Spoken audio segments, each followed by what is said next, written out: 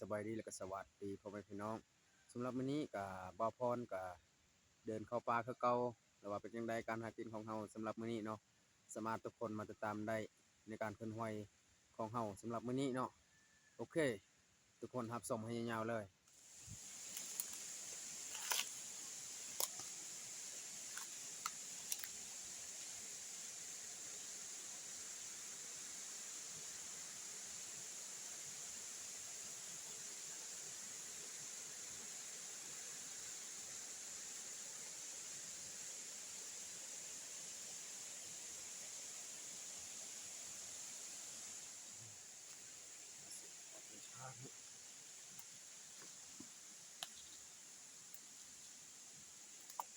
เดี๋ยวนี้เฮาก็เดินทางต่อเนาะทุกคน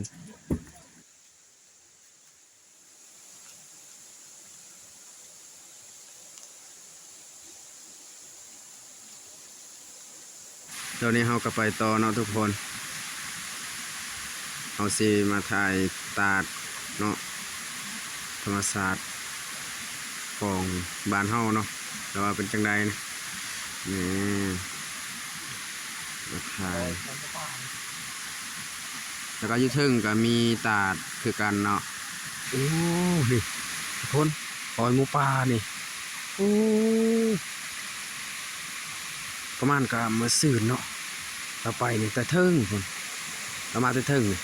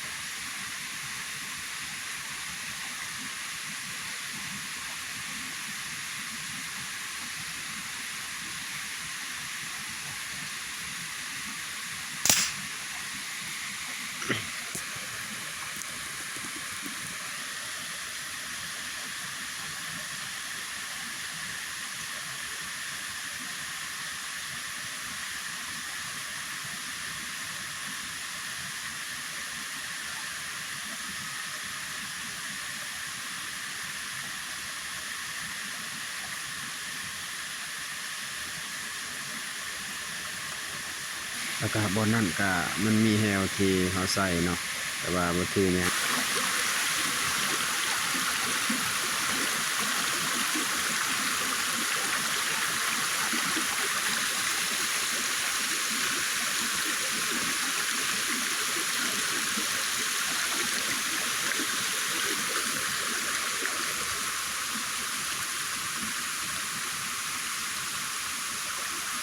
แล้วก็เขาสเปรย์ต่อเลยคือว่าบนนั้นก็มีแฮวที่เขาใส่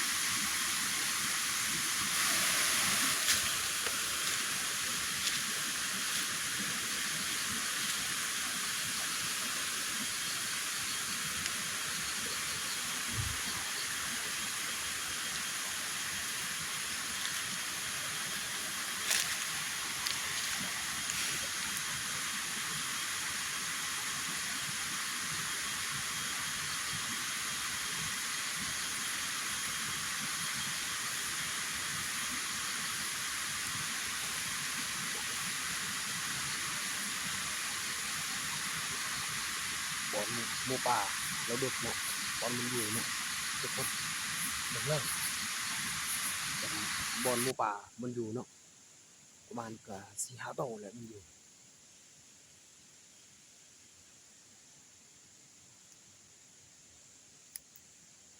ราคาบอลมันอยู่เที่ยงคืนนี้เราไปอยู่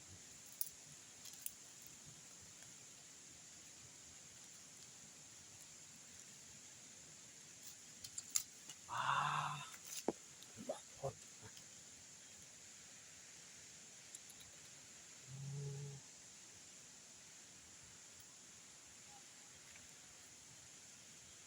เขาไปเจอเนาะถ้าเขาไปกลางคืนบางเทื่อเขาได้พอกันเนาะ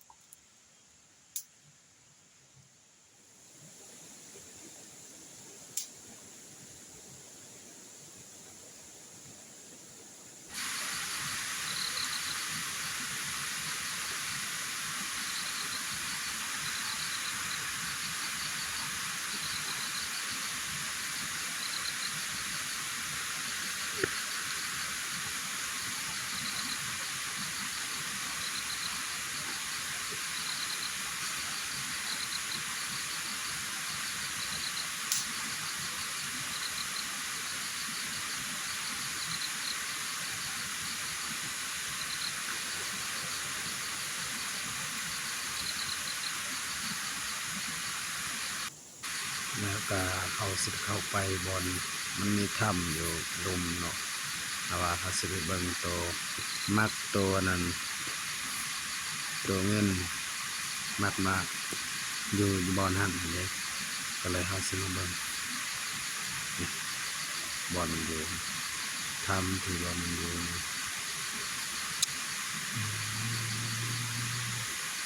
ว่าเนาะ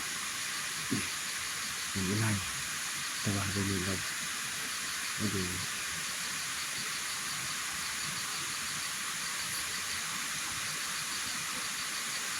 สิบต่อเนาะมาสิบต่อทางลมเลย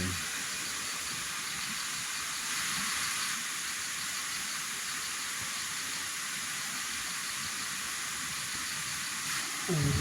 ยปลาหมูปลาเนี่ยมันหลุดเมื่อคืนนี่โอ้ทุกคนบังเลยมันไปขึ้นเทืองบ้าประมาณก็ได้มี3 ศอกแหละว้าทุกคนนี่เด้มันไปขึ้นเทืองเลยขึ้นเทืองเลย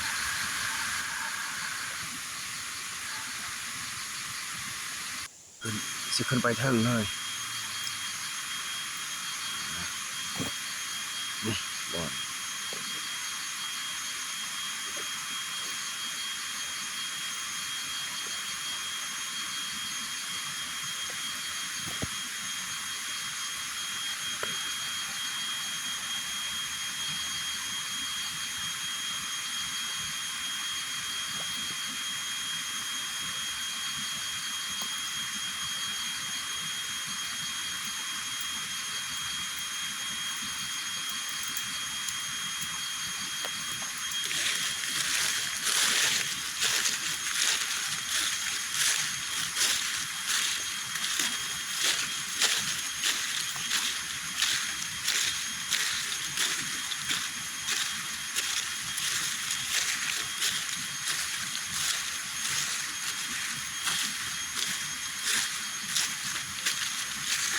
หมูป่าแล้วดึกเนาะบอลมันอยู่เนาะทุกคนเด็กเลิกบอลหมูป่ามันอยู่เนาะบอลมันตกยังไงนี่แล้วก็ดูลมก็มีแหวกับมือถือเนาะประมาณก็ได้5 ตัวเนาะมันมีตัวผู้ตัวแม่แล้วก็มีลูกเนาะนี่มีตัวหอยตัวน้อยๆก็มีนี่โอ้ว้าวมีแหวก็ดูลมกับมือถือเนาะทุกคนว้า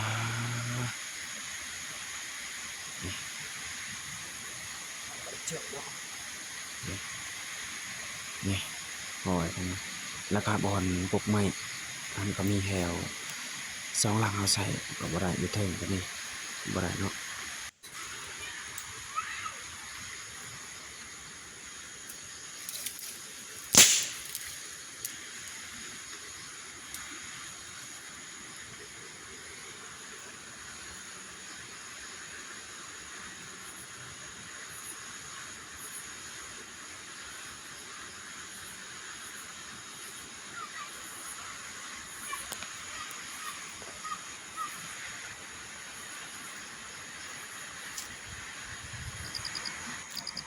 ความยาวก็หอกได้ศอกหนึ่งเนาะห่างออกมาสิออกนำทางแล้วเพราะว่าอากาศทำมาหากินกับบ่ได้เกียมออกเดินทางมาบ้านเนาะทุกคนนี่ก็ได้ละประมาณ 4-5 โมงแล้วก็เลยเฮาก็เตรียมเมื่อเนาะเราก็อยู่ดนไปกับบ่ได้หยังเพราะว่าก็เลยเอาสิพาเมื่อเนาะทุกคนเบิ่งเลยเมื่อยเฮาไปตั้งแต่2 โมงเข้าไปก็พยายามแห้วก็บ่ได้บ่ไปหายิงก็บ่ได้ประมาณก็3-4 โตวนั่นแหละโตกระหอกและกับอันนั้นไตปลา4 โตว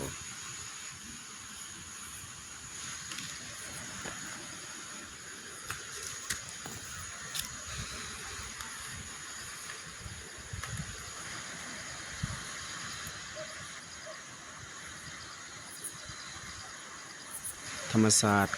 ในค่ำๆเนาะสำหรับมื้อนี้โอ้สวยงามเนาะทุกคนแล้วก็